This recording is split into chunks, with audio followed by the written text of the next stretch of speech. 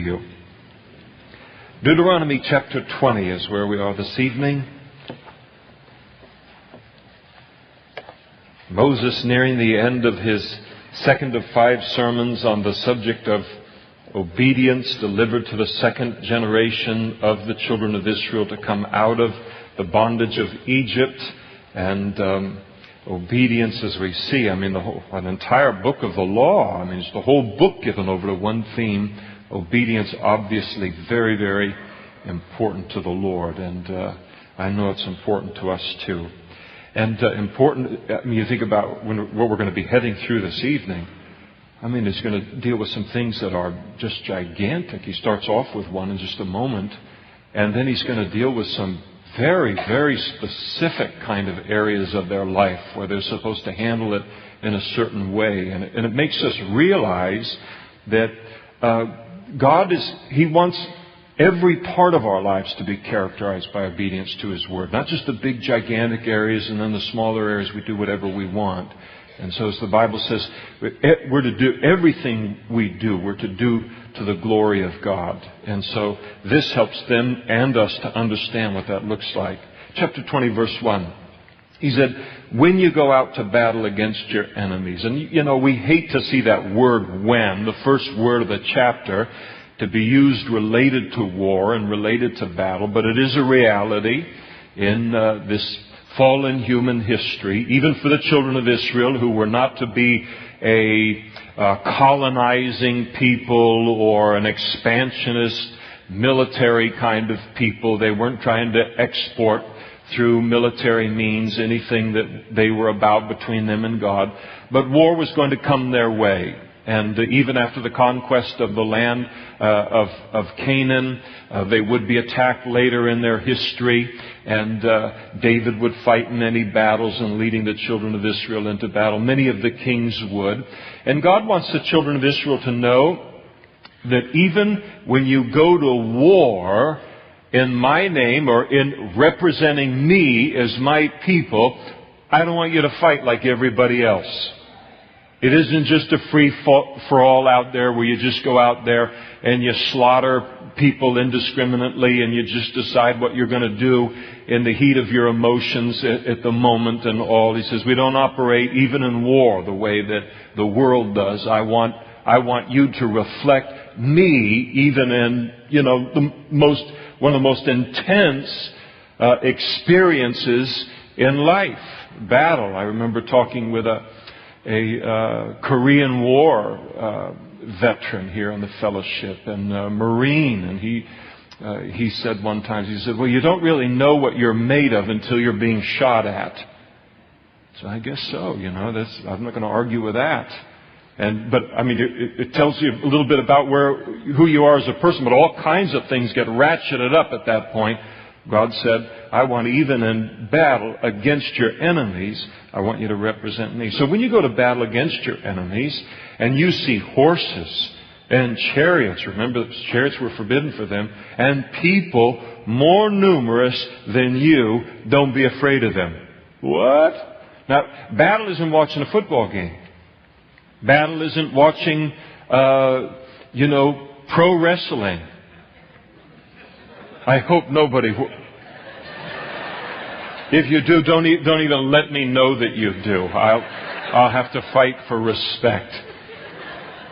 But sometimes we think we know a little something because we got some kind of a video thing in our hands, or we watch a lot of things, or we read a lot of things. Well, warfare and battles, as we said, that's a very intense experience.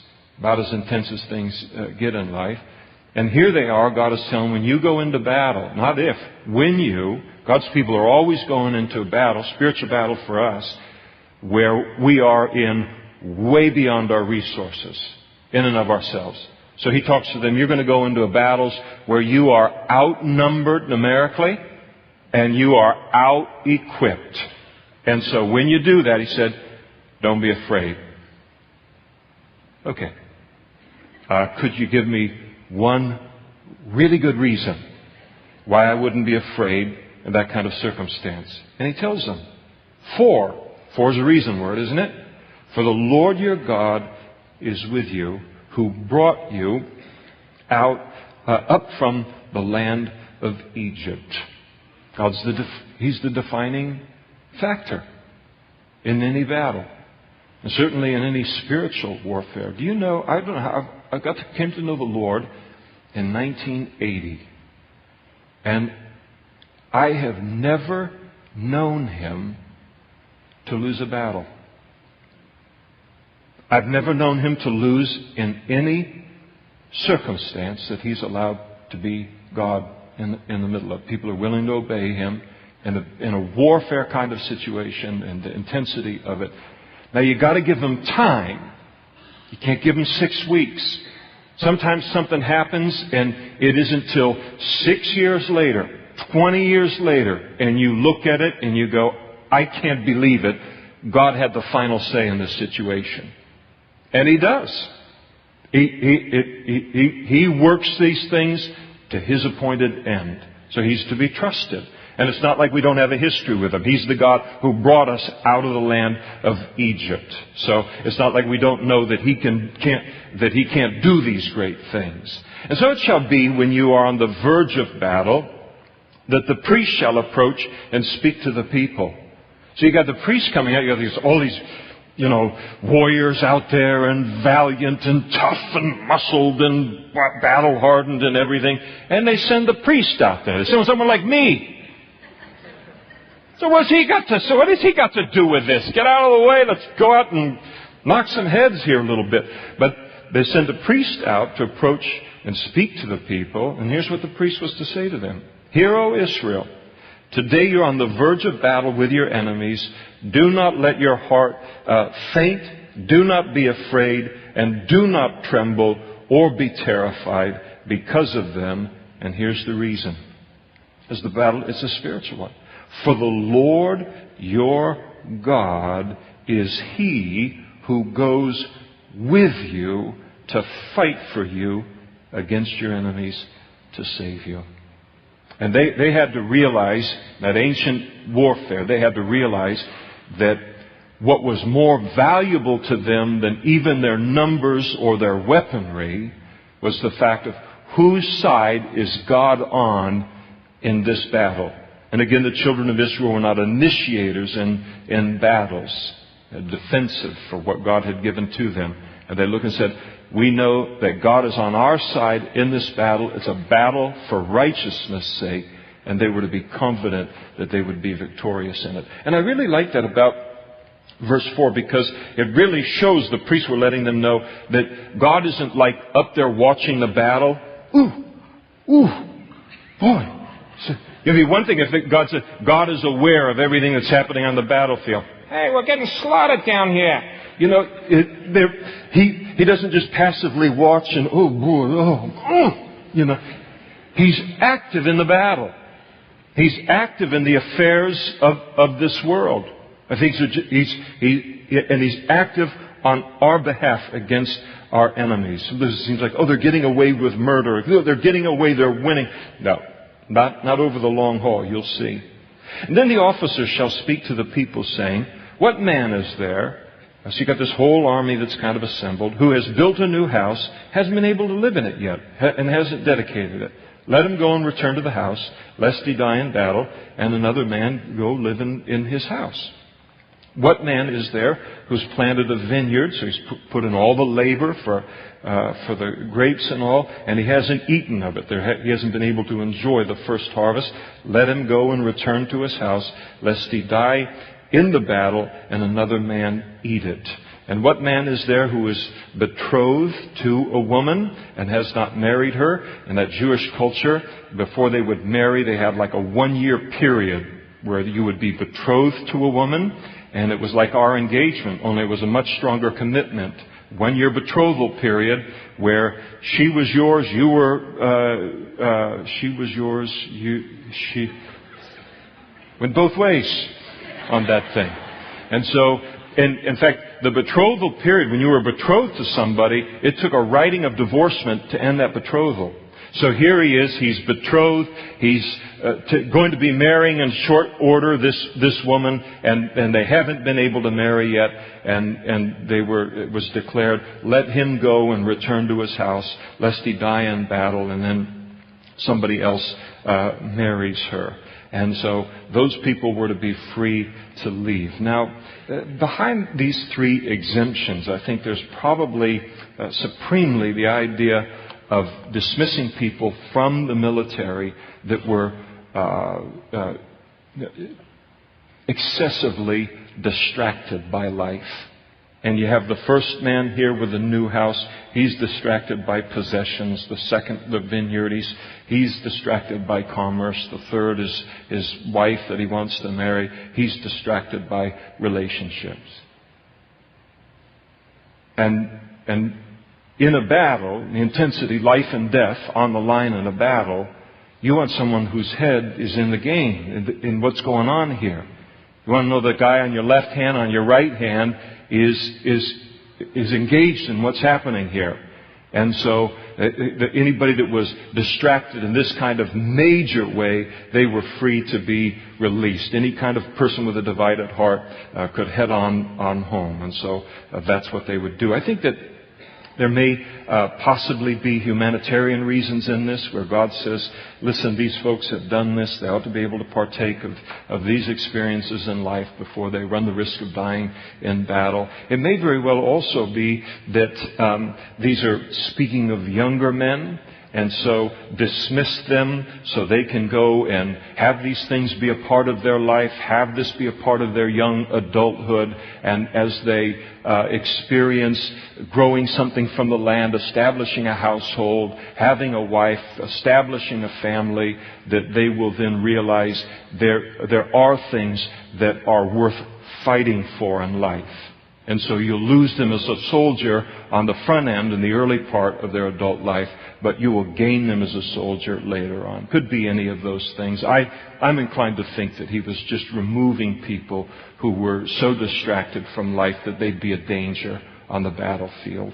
And so let them go. And then the officers shall speak further to the people and say, what man is there who's fearful and faint-hearted? Let him go and return to his house, lest the heart of his brethren faint like his heart. And so anyone that was fearful could leave. Wow. It's a pretty fearful place to be in life. So but God did not want anyone dominated by fear, lacking of faith in God in that battle, that warfare.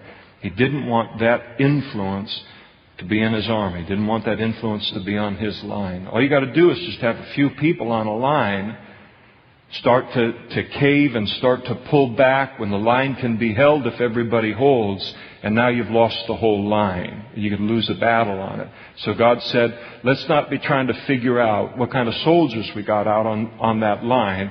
We want all of these to be men of faith, men who are not afraid of the battle. Everybody's got some fear, but not a paralyzing kind of fear where they would go home. You remember when Gideon, the book of Judges, God told him they had an army of 32,000 men, Jews that were going to go and fight the Midianites. And God told Gideon, listen, you got too many soldiers. They're up against 132,000 Midianites. It's like 5 or 6 to 1 already. He said, you got too many. Too many for what? Too many because I'm going to give you the victory, and you people, the way you think, you'll think you did it. So I won't get any glory. So He wants to get the victory through our lives, but He'd like to get some of the glory too. He's going to put us in overwhelming odds in that case sometimes. So He said, go and tell them, anybody that's afraid can go home. Gideon says, any of you that are afraid, you can go home. 22,000 out of the 32,000.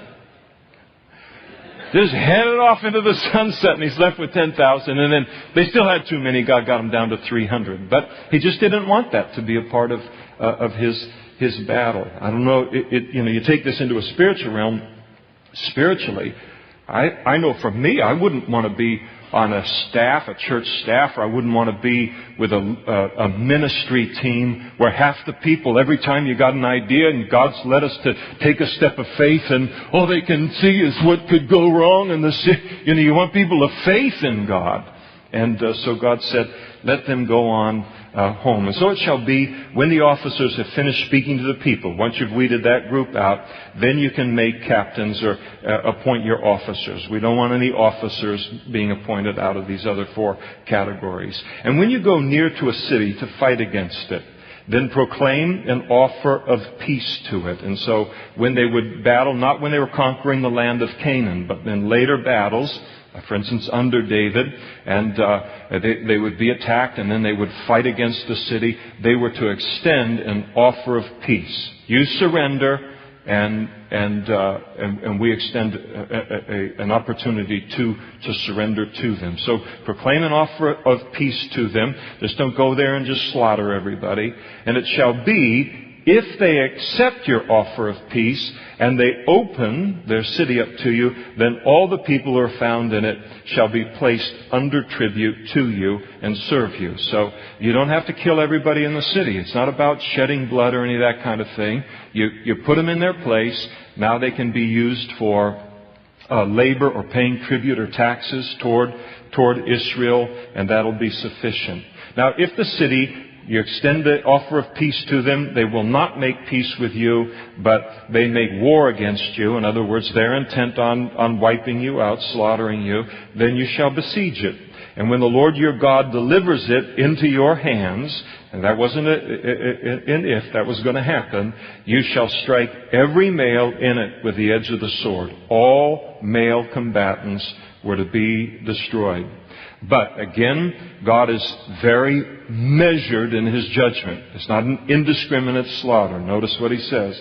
But the women and the little ones, the livestock, all that is in the city, all its spoil, you shall plunder for yourself, and you shall eat the enemy's plunder, which the Lord your God gives you. And so they weren't to come in and say, well, all right, we finally broke in through the city and we've killed all the males, and now is there just in this rush of emotion and revenge and the whole thing, they just begin to chop up women and children. They were not to do that. And they were to represent the Lord even in warfare. And thus you shall do to all the cities which are very far from you outside the land of Canaan, which are not of the cities of these nations. But the cities of these peoples, which the Lord your God gives you as an inheritance, the cities in the land of Canaan, you shall let nothing that breathes remain alive, but you shall utterly destroy them, the Hittite and the Amorite and the Canaanite, the Perizzite, the Hivite and the Jebusite, just as the Lord your God has commanded you, lest is a reason word, they teach you to do according to all their abominations which they have done for their gods, and you sin against the Lord your God, lest you become influenced by their sin and their wickedness, and then their influence for evil. God didn't want it to survive. He didn't want it to be a part of any longer a part of human history. Again, remember we looked and said He'd waited like 400, 600 years. Patiently waiting for them to repent. They didn't. He said, it's like a tumor. Take it out. It's going to destroy mankind if we don't deal with it decisively. And when you besiege a city for a long time while making war against it to take it, you shall not destroy its trees by wielding an axe against them. If you can eat of the tree, do not cut them down to use them in building siege mounds against the city or catapults or these kind of things. For the tree of the field, fruit trees, is man's food. Only the trees which you know are not trees for food, you may destroy and cut down to build siege works against that city that makes war with you until it is subdued. And so they were to not to have in warfare kind of a scorched earth policy where they go in and not only defeat their enemies but then destroy everything valuable in their land, cut down every tree in the land. They weren't to do that. So wood from non-fruit bearing trees, they could be used, but not fruit trees. And so again, you've got a battle going on, you've got the emotions running high, and they needed to remember that no war goes on forever. So one day this war is going to end, and when it does end, people are going to need to eat from those trees. And so they needed to take kind of a longer view of things. Otherwise, the war will be won, but then more people will die of starvation than ever died in the war. And so don't destroy your food supply in war, because there's life on the other side of war. Chapter 21. He deals with the shedding of innocent blood. If anyone is found slain, lying in a field in the land which the Lord your God is giving you to possess, and it's not known who killed him. So here you've got a situation where you've got an unsolved murder. Somebody's just walking along, farmer goes out to farm his field, and he's out in kind of a rural area. Wow, there's a dead body, and this person's obviously been murdered. Now, what in the world do you do with this as God's people? And so somebody's been murdered, but there's no evidence that can, lead them to a person. Then your elders and your judges, these are the civil leaders of the children of Israel, shall go out and measure the distance from the slain man to the surrounding cities. So they would pace off, here's where the death occurred, and they would pace off and find out what was the nearest city to where this death occurred. And now the investigation of this murder came under their jurisdiction. It's very ordered. God is a God of law and order. And it shall be that the elders of the city nearest to the slain man should take a heifer which has not been worked and which is not pulled with a yoke, so very innocent life. And the elders of that city shall bring the heifer down to a valley with flowing water, which is neither plowed nor sown, and they shall break the heifer's neck there in the valley. And so it's not a sacrifice in the sense that this animal is never, no blood ever flows from it. So it's not a sacrifice for the sin that's been committed. It appears that the animal kind of is a representation, being a young animal, an animal that hasn't been used for work yet. So it represents innocence and that kind of thing. So it's representing the innocence of the victim here. And then the priests, so now you got the religious leaders coming in with the civil leaders. The priest, the son of Levi, shall come near. And they're called to the scene, for the Lord your God has chosen them to minister to him and to bless in the name of the Lord. By their word, every controversy and every assault shall be settled. And so you'd think that, wow, this is just kind of a civil thing, and you just bring in the government leaders to take care of it. And yet God involves them, but he also involves the religious leaders of the community. He wants the religious leaders to be aware of what's happening in their city and around their city. Wants them to be aware of how their city is viewing law and order, the spirituality of their city. If you had a spike in murders, or you had a spike in lawlessness, well, that needs to be handled on a government level, but it also needs to be handled on a spiritual level, certainly among God's people. So they would realize, wow, we got a problem in our city. These people claim to know God, and yet everybody's burglarizing one another, or whatever the crime might be. And so they were to be brought in to kind of test their own hearts whether they've been slack in developing everyday rubber meets the road spirituality in the cities that they're ministering in. And all the elders of the city nearest to the slain man shall wash their hands over the heifer whose neck was broken in the valley. And this seems to be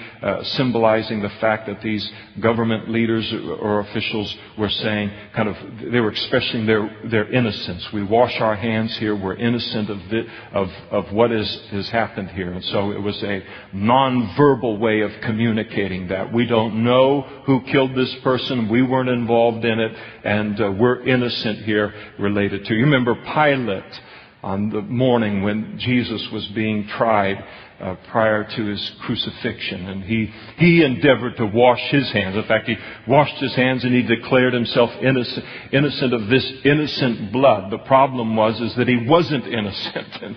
And you could do the ceremony if you want, but if your actions don't back it up, it's not going to hold through history. So Pilate, his name is mud through history. because of that. But it was an ancient way of saying, I'm innocent. I wash my hands of the whole situation. And then they shall answer. So here's the verbal part. And say, our hands have not shed this blood, nor have our eyes seen it. Lord, we didn't do it. We didn't see who did it. Lord, if we knew who did it, we would judge them according to your law, but we don't know who did it. And then there would be the declaring, crying out, provide atonement, O Lord. So the wrath of your righteous wrath, Lord, that this crime deserves, let it move away from us because we're innocent in it. Provide atonement, O Lord, for your people Israel, whom you have redeemed, and do not lay innocent blood to the charge of your people Israel. And atonement, if they do this, shall be provided on their behalf for the blood. And you shall put away the guilt of innocent blood from among you when you do what is right in the sight of the Lord. It's an interesting ceremony. Some of you might be sitting here and say, yes, what in the world is that? They were never, ever to get used as God's people. They were never to get used to murder, to the shedding of innocent blood within their borders. They were never, ever to get used to unsolved murders and just to say, oh well, what's for dinner tonight? What it says about a culture, what it says about a city, the crime rate of a city, how these things are handled, it's a reflection not just on the person that's doing the crime, but it's a reflection on the whole city. And when the city's name is associated with God, ours is not, then it's a reflection on God. And God said, I don't ever want you to get used to the fact that people are dying and their murders are being unsolved. Now, it's also interesting here as we realize that in terms of the Bible, the Old Testament, that the volume of the book testifies of Jesus. And so here you have God making sure that both government leaders, civil leaders, and religious leaders are to come together and investigate the murder of an innocent man. And on the day that Jesus was crucified, the Romans, the government leaders, and the religious leaders of the Jews united together to conspire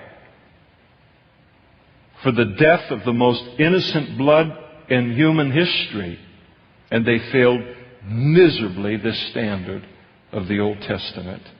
He said, when you go out to war against your enemies, and the Lord your God delivers them into your hand, and you take them captive, and you see among the captives a beautiful woman, and you desire her and would take her for your wife. So here's a young military guy and a soldier, and he looks and he sees this captive, and she catches his eye, and she's beautiful, and he's single, and he decides that he wants to marry her. So, and he's intent upon marrying her. Then there was a process that he needed to go through. Again, it's the difference. God said, I want you to be a different people, even in warfare. You just don't take these women you catch and just do whatever you want with them. You're my people. If you want to be with her, then you got to marry her. And he lays out all kinds of requirements of a person that will want to become engaged with a captive woman. And I don't need to tell you, not just in ancient history, but in our lifetimes, all around this world, what happens to women who are caught in civil war and in warfare.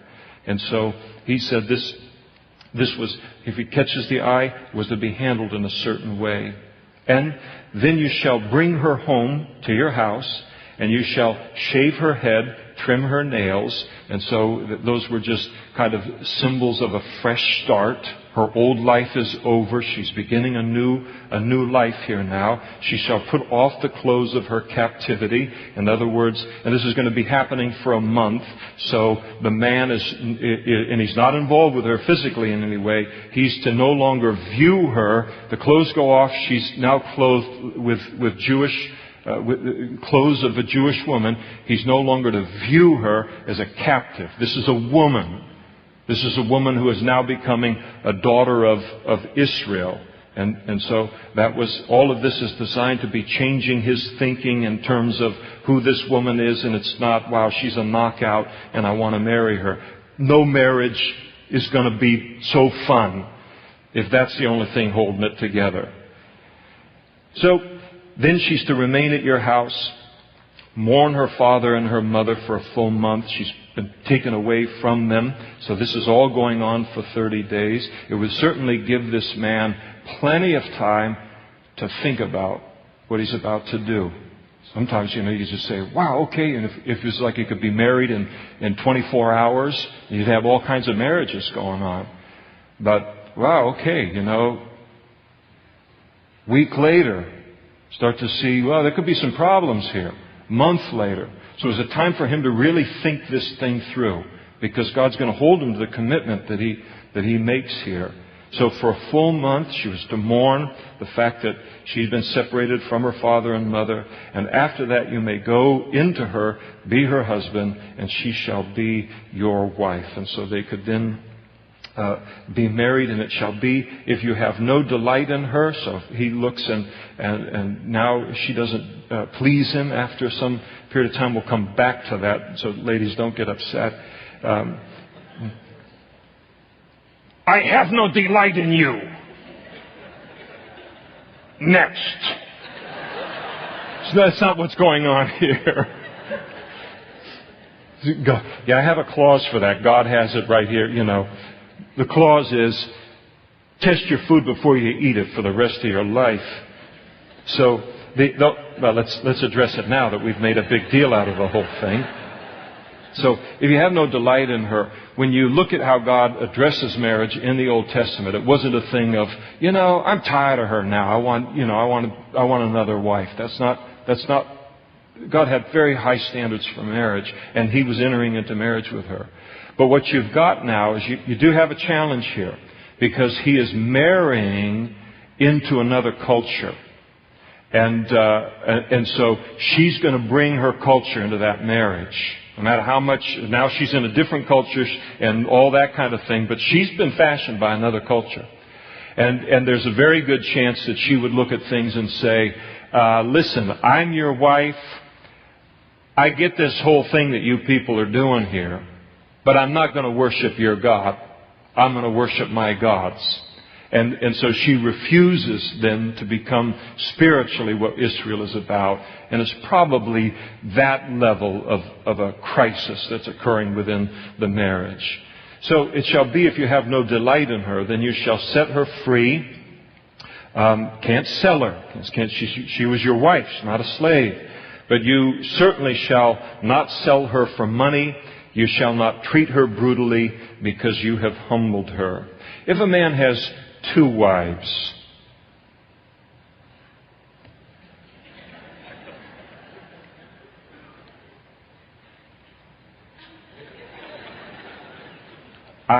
where do you put people like this? So he's got 2 wives, and I think it's important to say, well, 2 wives, what's God doing here? Talking about people with 2 wives,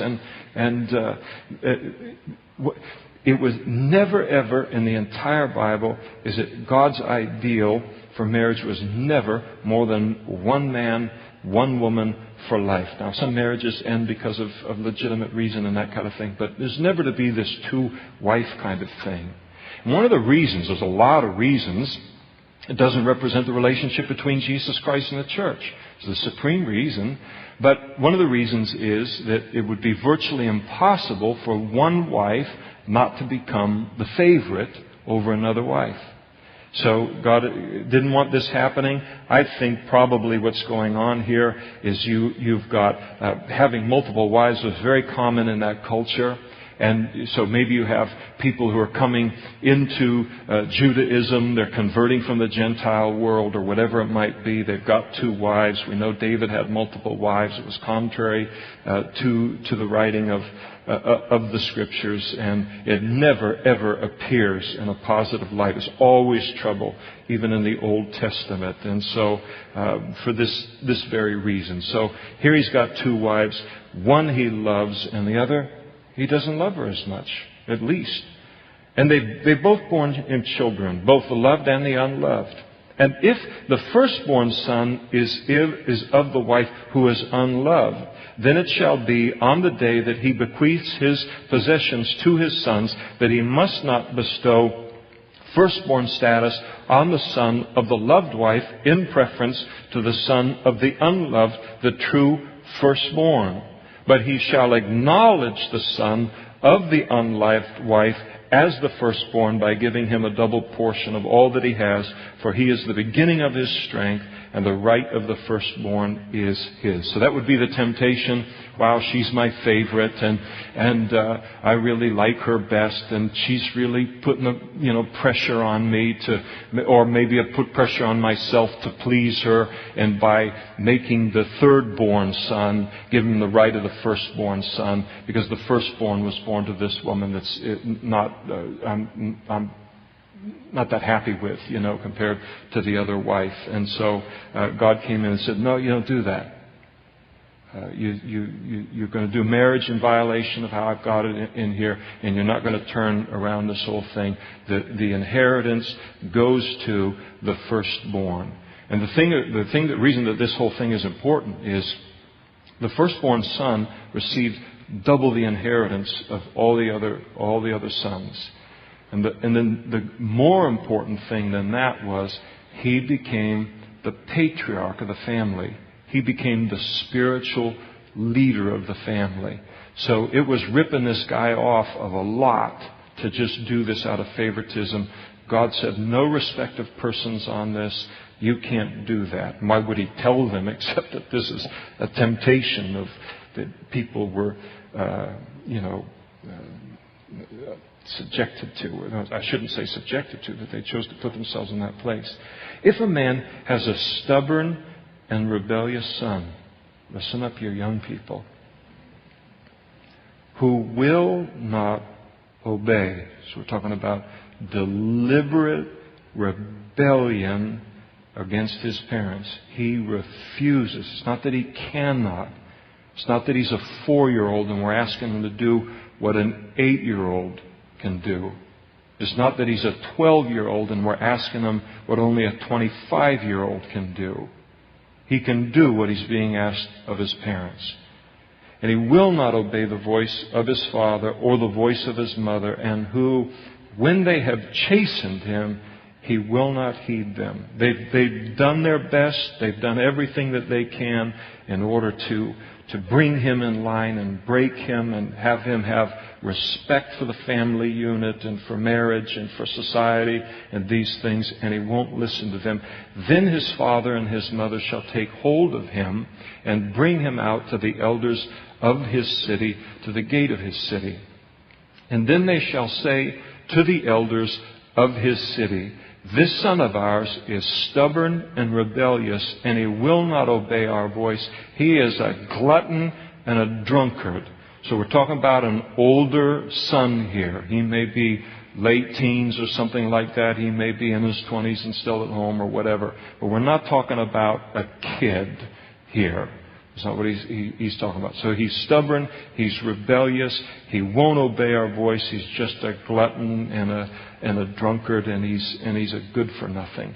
And so they would bring him, and because this child is living in this kind of a way, just defiant of all authority, at this point he becomes more than the parents' problem. Because if the parents can't control him and he continues in that condition, now he becomes a danger to society.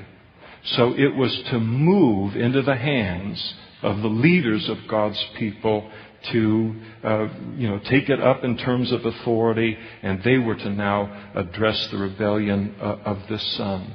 They didn't wait for Columbine.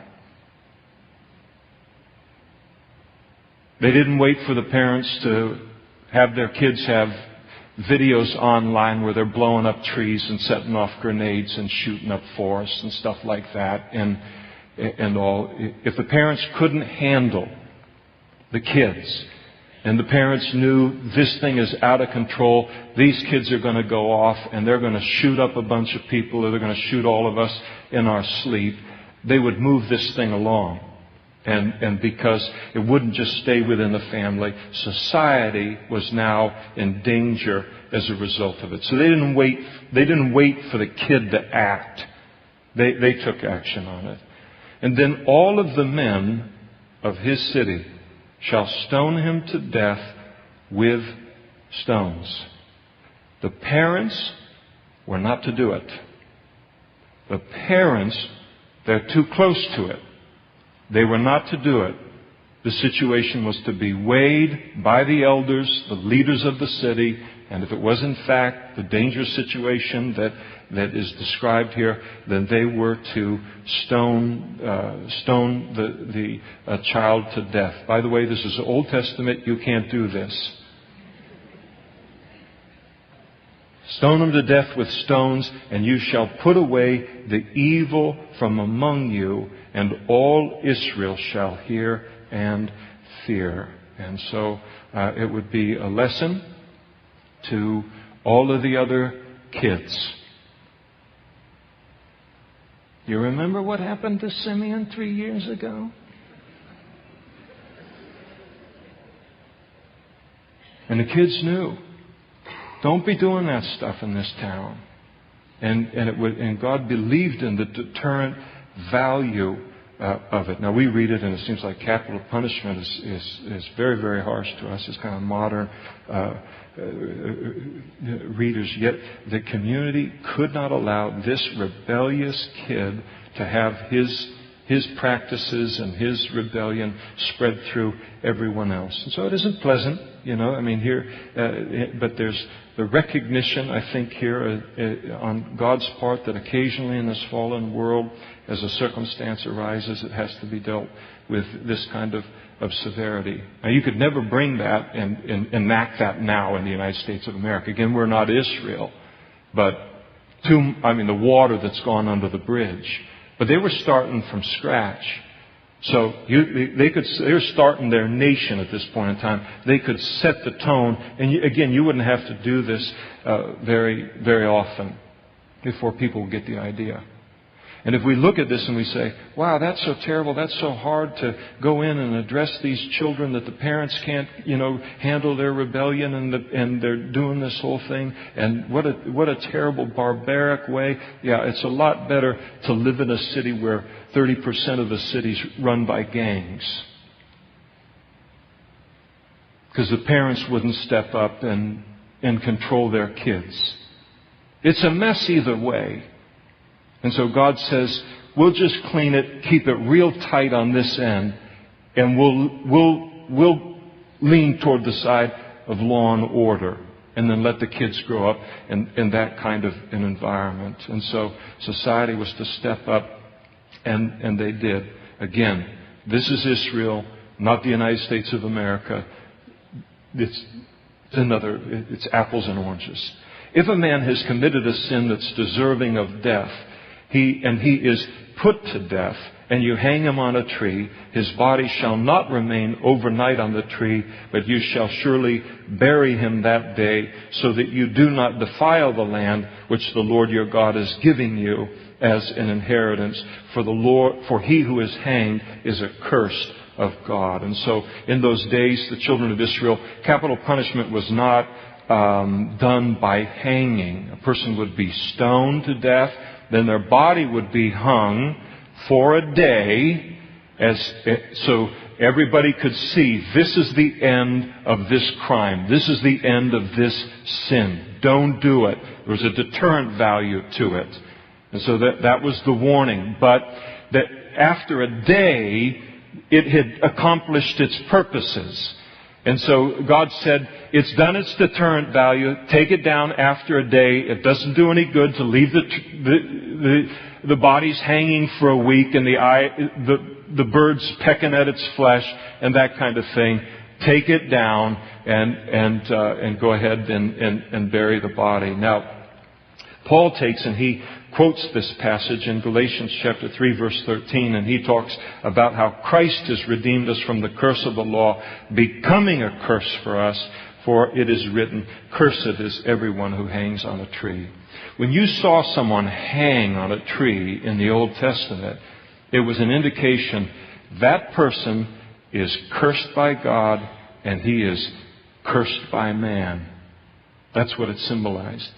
In other words, that was as low as you could go.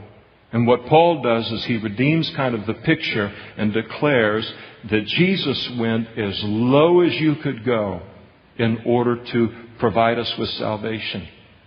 Remember, on the cross, Jesus cried out to the Father and he said, my God, why hast thou forsaken me?" The Father had to turn away from him on the cross. Man walking and milling around at the base of the cross, they were blaspheming him. You know, he saved others himself. He cannot save. If you are the Christ, if you're the Son of God, then come down off of the cross. I mean, he was getting it from, in one sense, from both ends, from heaven, and he was getting it from man, willing to do that, willing to bear that curse that we deserve for our sin, willing to take that place in order for us to be forgiven. Chapter 22. You shall not see your brother's ox going astray. So this is a neighbor who lives near you. And hide yourself from them. You shall surely bring them back to your brother. So here is your brother. His ox has gotten out and is walking down the road and is walking by your house. And you think, man, I don't have time for this. I can't get involved in this. Let somebody else take care of it. And God says, no, you don't do that. So we're a different kind of people in this world. And so He prohibits this non-involvement that we're prone to in our flesh. I didn't see any ox heading down the road from Brother McGillicuddy. So you were to get involved. If you're to see that ox going by, you're to grab it, take it back to your neighbor, your brother. And what is that a picture of? It's loving our neighbor as ourselves, as Jesus said. The second great law of the law and the prophets. Love God with all of our heart, mind, soul, and strength. Love our neighbor as ourselves. Jesus spoke about the golden rule. He who has the most gold rules. Well, that's the golden rule of the United States of America. But that's not the golden rule. What we would want other people to do to us, that's what we need to do for them. And so if my ox got loose or some animal got away or sheep or something, and somebody brought it back, thank you so much. And that's how we're to judge our involvement in other people's lives. How would we want someone to get involved in this situation on our behalf if it was happening to us? If your brother's not near you, he lives a long way away and you may not even know who he is. But, I mean, this is somebody's ox. It's worth a fortune. And so somebody's going to come looking for this ox. And if you don't know him, then you shall bring him to your own house. He'll remain with you until your brother seeks it. I mean, those are valuable animals. And then you shall restore it to him. What's an ox go for today? Does anybody know? Okay, let's start with this.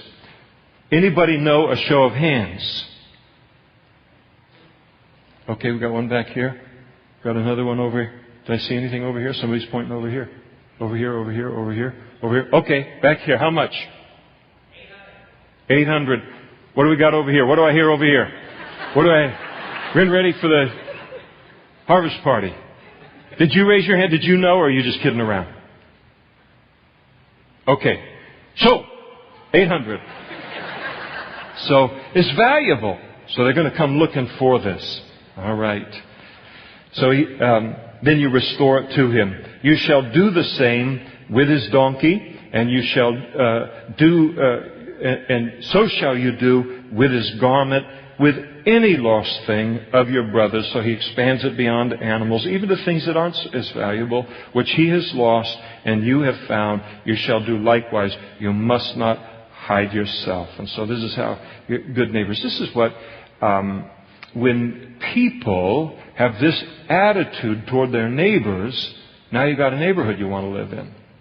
Now you've got a city you want to live in, where people are looking out for each other. These are the things that make a city a rich, wonderful city. I mean, the thing about, I'd say it every so often, but the thing that makes Modesto the great city that it is that arch. Okay, just keep moving on this. Well, you know better, you know as well as I do. It's the people. It's the people. I mean, the people change in this city, and I don't know what you got here. So it's the people. People looking out for one another. And so this is something we can't afford to lose. I know there's money to be made in farming and those kind of things. But for the most part, it gets a little rougher. And so this was, you have to not be involved in helping another person. You shall not see your brother's donkey or his ox fall down along the road. Need a little help up. Hide yourself from them. You shall surely help him lift them up again. So you're behind a barn, you see that ox goes down. Oh, man. Oh, it's going to set me back 3 weeks helping him lift that ox up. Now you got to come back out there and help him get that ox up, because that's what you'd want somebody to do for you. And get that ox some wheels or something, so it doesn't do that. A woman shall not wear anything that pertains to a man, nor shall a man put on women's garment. For all who do so are an abomination to the Lord your God. And so, having to do with gender differentiation, there was not to be any cross-dressing. Men were not to dress in women's clothes, and women were not to dress in men's clothes. And you just think, duh, I mean, does this have to be in the Bible? Except the country that we live in, and I'm sorry, I don't live in Brazil, I don't live in Chile, I don't live in France, I don't live in Russia, I don't live in South Africa. I live in the United States of America, so I have to apply the Scriptures here.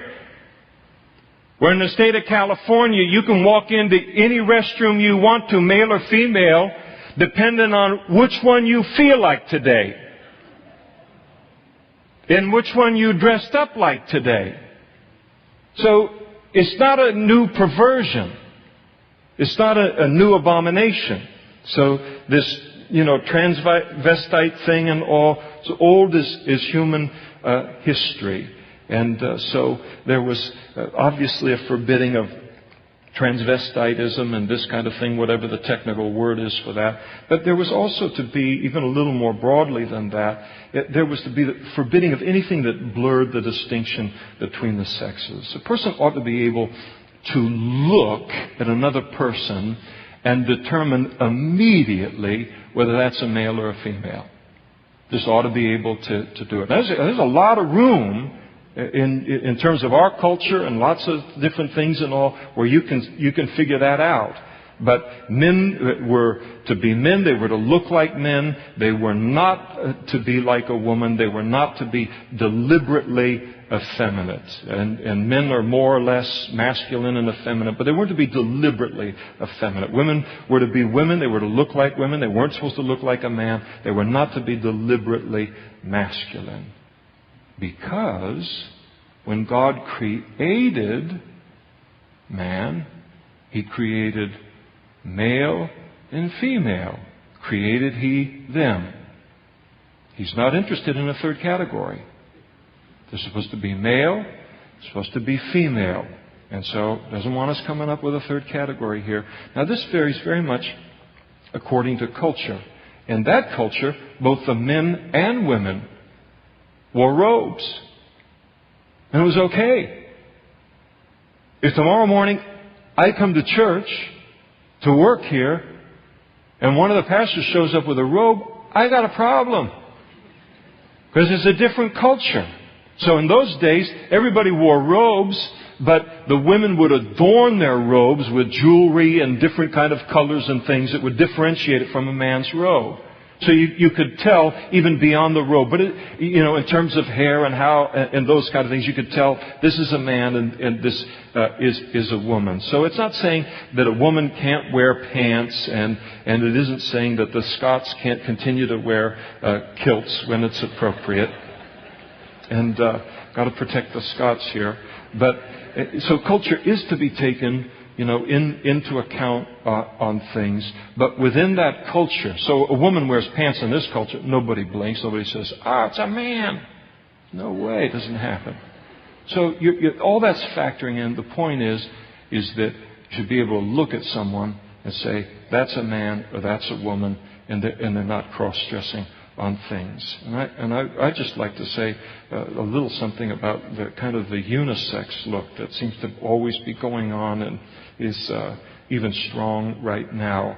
It's funny that the unisex thing always, the push is always the feminization of the male. It's never the other way. And you can have the feminization of the male, which is very strong in our culture. It's not a healthy thing for a culture. And I think that as Christians, we have to have lines in our own heart where we say, yeah, the culture's doing that thing, but this is now more like a girl or more like a woman than it is like a man, and then to reject that. Verse 6.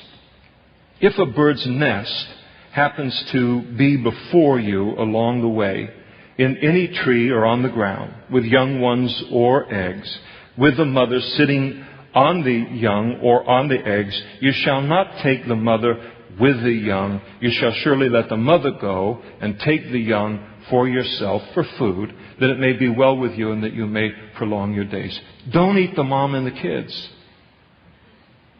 Don't wipe out your whole food supply by eating 2 generations. Just eat 1 generation of the other.